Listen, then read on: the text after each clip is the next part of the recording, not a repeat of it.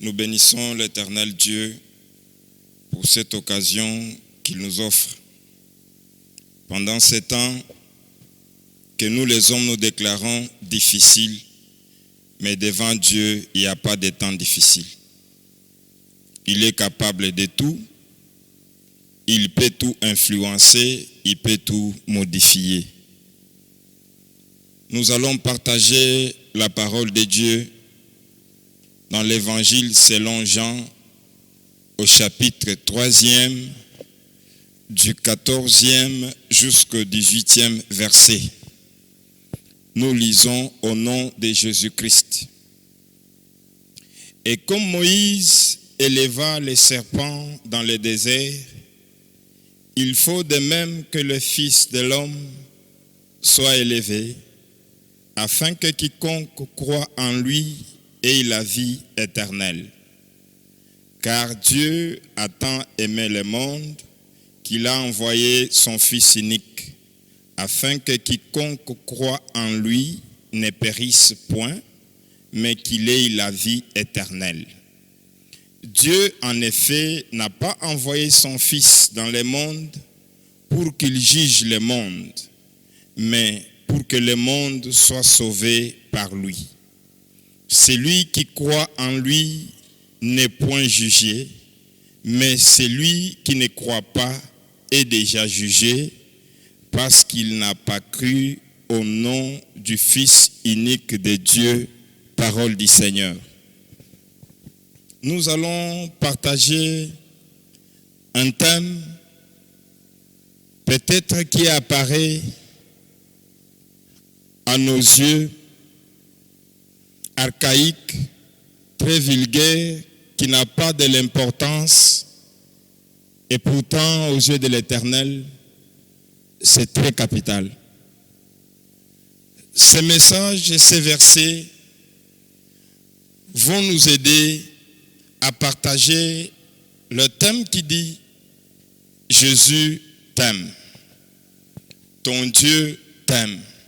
L'amour de Dieu envers toi. Bien-aimés dans le Seigneur, au moment où nous disons que c'est un temps difficile, pour Dieu, rien n'est difficile, rien n'est impossible. Dieu peut tout. Si cela était difficile, il allait cesser d'être Dieu, comme ont fait d'autres personnes qui l'ont déclaré autrefois, s'autoproclamant des dieux. Mais aux yeux de l'Éternel, tout ce que nous traversons, il n'y a rien d'impossible, il n'y a rien de difficile. Nous avons dit que nous allons parler sur l'amour de Dieu. Au 16e verset, c'est un verset qu'un enfant de l'Écodim peut même réciter. Car Dieu a tant aimé le monde qu'il a donné son Fils unique afin que quiconque croit en lui ne périsse point, mais qu'il ait la vie éternelle. L'amour de Dieu envers toi, envers moi, ne dépend pas de ce que nous sommes, de quelle famille nous sommes nés, de ce que nous avons, de notre rang social, de notre peau, mais par contre, Dieu nous aime par un vrai amour. L'amour de Jésus ou l'amour de Dieu envers nous qui sommes son peuple n'a pas d'intérêt comme l'amour des hommes de ce monde. Un homme de ce monde peut dire « je t'aime » avec une raison quelconque qui le pousse à t'aimer. Peut-être à cause de ta beauté, peut-être à cause de tes moyens financiers, peut-être à cause des études faites, peut-être parce que tu fais partie de sa tribu. Mais c'est Dieu nous aime sans raison justifiable selon nous les hommes.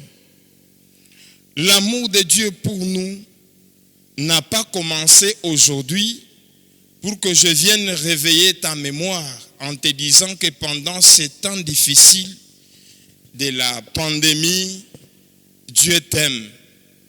Mais je te dis qu'il t'a aimé depuis l'éternité. Deuxièmement, Dieu t'a aimé dans les jardins d'Éden. Troisièmement, Dieu t'a aimé de le sein de ta mère. Et quatrièmement, jusqu'à présent, il t'aime. Étant Dieu, il pouvait rester ainsi de génération en génération avec les anges, avec toute son équipe, faisant tout ce que bon lui semblait. Mais par amour pour toi, la Bible me dit en Genèse chapitre 1er du 26e verset jusqu'au 31e verset, c'est la déclaration de Dieu lui-même. Il ne voulait pas que toi, l'homme, tu puisses rester dans sa pensée, que tu puisses rester dans l'éternité. Et il a dit, créons l'homme, faisons l'homme à notre image et selon notre ressemblance. Après avoir déclaré cela, Dieu passa à l'œuvre et il créa l'homme. Je m'en vais synthétiser pour ne pas développer beaucoup de versets. Après avoir créé l'homme, il le plaça dans les jardins qui a été déjà bien préparé avant que l'homme ne vienne au monde. Ce qui témoigne premièrement que Dieu t'aimait avant que tu ne viennes même dans le monde, avant même qu'il te crée, il avait déjà préparé un jardin où il y avait tout pour que tu puisses bien vivre, pour que tu sois en paix et que tu sois en bonne santé. Et à cela, Dieu a donné à l'homme l'autorité, le pouvoir sur tout ce qu'il avait créé. Dans les soucis que Dieu avait dans son cœur, dans les soucis que l'homme soit à l'aise, qu'il soit aussi autorité. Comme Dieu régnait, il voulait aussi que l'homme créé à son image puisse aussi régner dans les jardins. Mais arrivé à un certain moment, l'homme qui avait écouté les conseils de la femme aussi qui avait écouté les conseils du serpent, ils sont allés en dehors de la volonté de Dieu. Là, nous sommes déjà dans les jardins d'Éden.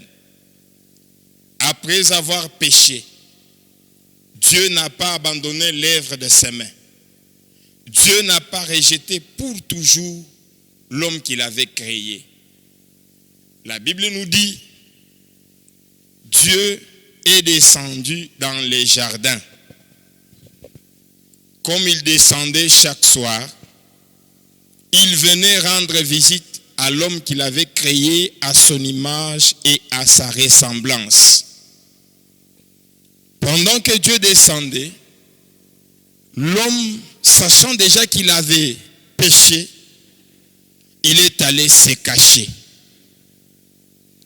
Et quand il s'est caché, selon lui, il s'est rendu compte qu'il était nu. Mais nous pouvons nous poser une question. Quand Dieu avait créé l'homme, quel habit est-ce que Dieu avait donné à Adam et à Ève? Quand Dieu les avait placés dans les jardins, ils avaient quel tissu? Ils avaient quel accoutrement? Ils avaient quoi sur leur corps? Et pendant que l'homme se retrouve sans habits selon lui, il se cache, il va chercher une solution provisoire. Il va chercher les feuilles pour se couvrir la nudité, pour cacher sa honte, une solution provisoire. Oubliant que ces feuilles qu'il avait cueillies un jour vont sécher. Parce que les feuilles pouvaient continuer à être en bon état si et seulement si elles demeuraient attachées à l'arbre. Et l'arbre qui recevait aussi la nourriture qui est la sève venant de la terre, cela pouvait permettre à ce que les feuilles puissent être en bon état. Mais comme les feuilles étaient détachées de l'arbre, elles devaient normalement sécher. Là, j'ouvre une parenthèse pour te dire que, tel que tu as cru au Seigneur, étant serviteur, servante de Dieu, tout ce que tu fais, fais-le pour la gloire de Dieu et reste attaché à l'arbre authentique qui est Jésus-Christ de Nazareth. Dieu est venu voir l'homme dans les jardins et il ne l'a pas trouvé là où il l'avait laissé. Il commence à appeler. Adam, où es-tu? Et quelle a été la réponse d'Adam? Je me suis caché. Pourquoi t'es-tu caché? Est-ce que tu as mangé l'arbre que je t'avais interdit?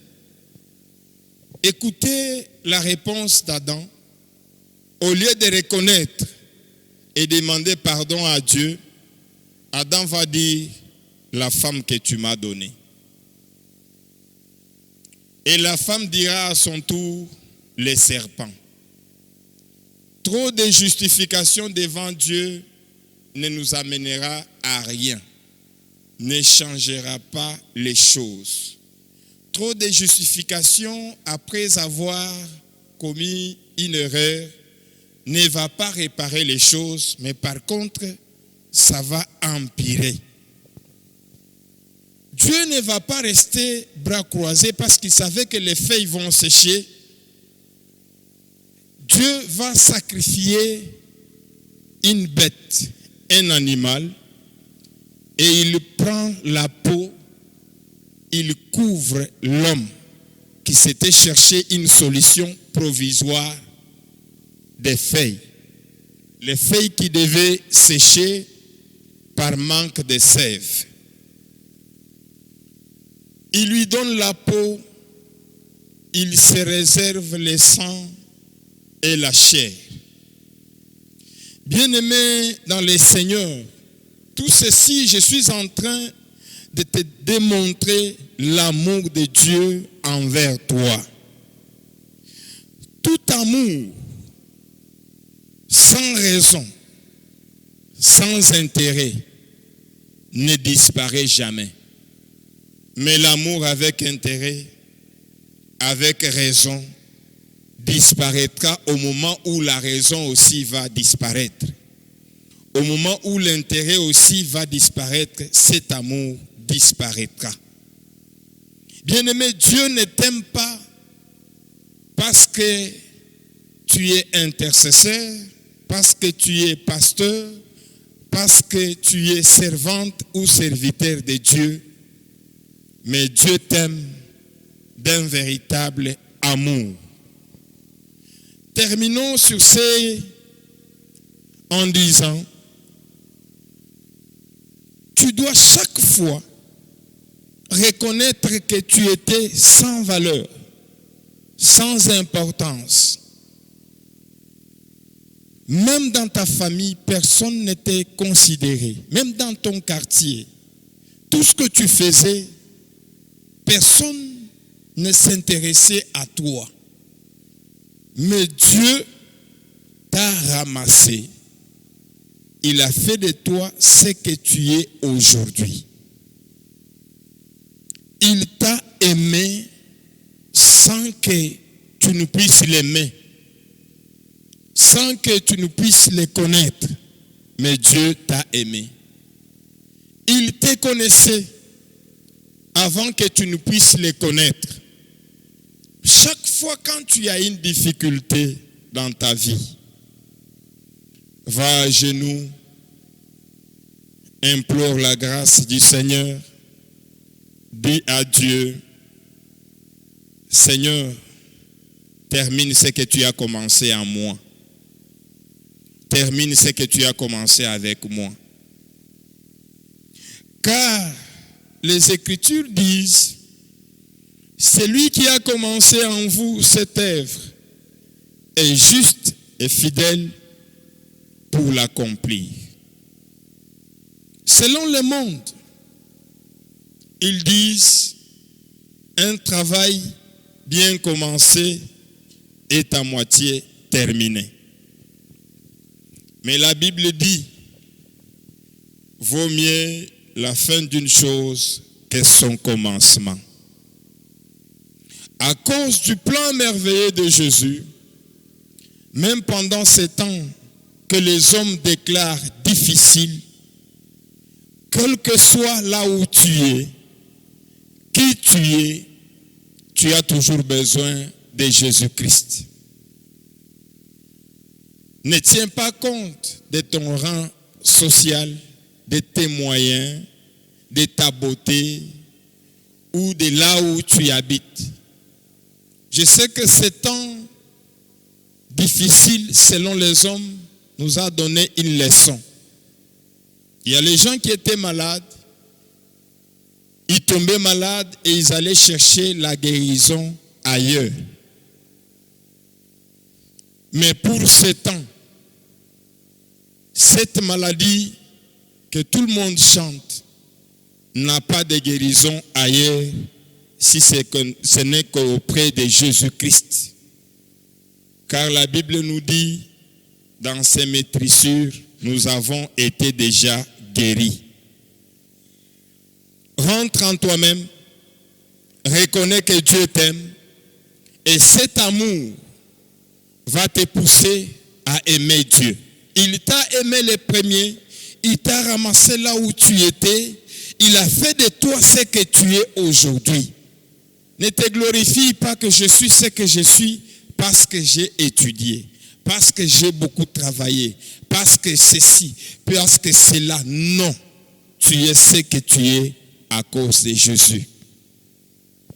Laissez-moi dire même aux sorciers, si aujourd'hui tu as le courage d'aller envoûter, ensorceler, c'est parce que Dieu t'aime encore. Il t'a donné le souffle de vie. C'est à cause de ce souffle de vie que tu t'en sers pour aller ensorceler. Mais reviens, reconnais ton Créateur. J'aimerais prendre un exemple de David. Je suis en Psaume chapitre 22e, du 10e jusqu'au 12e verset. David reconnaît la garde, la protection de l'Éternel Dieu dès le sein de sa mère. Si nous pouvons lire ces versets, ça va nous aider. Et tout cela pour te dire que l'amour de Dieu pour toi n'a pas commencé aujourd'hui. Il a commencé premièrement dans l'éternité, ensuite dans les jardins d'Éden et aussi dès le sein de ta mère. Écoute ce que David dit en Psaume 22, 10 à 12. Oui, tu m'as fait sortir du sein maternel, tu m'as mis en sûreté sur les mamelles de ma mère. Dès le sein maternel, j'ai été sous ta garde. Dès le ventre de ma mère, tu as été mon Dieu. Ne t'éloigne pas de moi quand la détresse est proche et quand personne ne vient à mon secours. Ici, David reconnaît que si il vit aujourd'hui, puisqu'il a été sécurisé dès le sein de sa mère, et pendant que sa maman l'allaitait, David était dans la haute sécurité de l'Éternel. pendant que David parlait, était en difficulté. C'est pourquoi il dit à Dieu, ne t'éloigne pas de moi quand la détresse est proche. Quand personne ne vient à mon secours. Au moment où personne ne trouve le remède pour nous guérir, pour nous sauver, Dieu est là et il était là. Dieu était là avant que cette pandémie ne commence. Dieu est là et il sera là. Notre consolation, notre guérison, notre secours, notre soutien dans les temps difficiles comme ceci ne viendra pas d'ailleurs, mais notre consolation, notre secours nous viendra de l'Éternel. Bien-aimé, j'aimerais que tu rentres en toi-même et que tu puisses faire un examen de conscience. Il y en a avec qui le même mois vous avez été conçus et ils ont été avortés. Et il y en a jusqu'à 9 mois, ils sont arrivés au monde des cadavres, on dit des morts nés. Et il y en a, après 3 mois de leur naissance, ils ont rendu l'âme. Mais toi, depuis le premier jour que tu étais dans le ventre de ta mère, Dieu a continué à te garder. Tu es venu au monde, depuis le premier jour que tu as vu le soleil, l'Éternel Dieu continue à te garder. Même dans les temps difficiles comme ceci, selon les hommes. Je me répète, ce temps n'est pas difficile pour Dieu, mais il est difficile pour les hommes. Même dans les temps difficiles comme ceci, Dieu va te garder, Dieu va te protéger, comme il t'avait protégé depuis les premiers jours. Il y en a qui sont nés d'une famille de grands sorciers, dont peut-être la maman était sorcière ou les papas sorciers. Mais Dieu n'avait pas permis qu'ils puissent mourir. Et Dieu ne permettra pas à ce que tu puisses mourir en désordre. Il t'aime. Reconnais l'amour de Dieu envers toi et reviens à lui. C'est pourquoi, avant de partir, Jésus a dit à ses disciples, en Jean chapitre 14e, à partir du 15e verset, si réellement vous m'aimez, gardez mes commandements. Pendant les temps difficiles comme ceci, si réellement tu reconnais que Dieu t'aime, garde ses commandements, reste attaché à lui, ne te décourage pas. Dieu sera toujours de ton côté pour te soutenir, pour te secourir, pour te guérir, pour te nourrir, pour te délivrer et pour te faire du bien. Tout cela pour la gloire de son nom. Que l'Éternel Dieu te bénisse.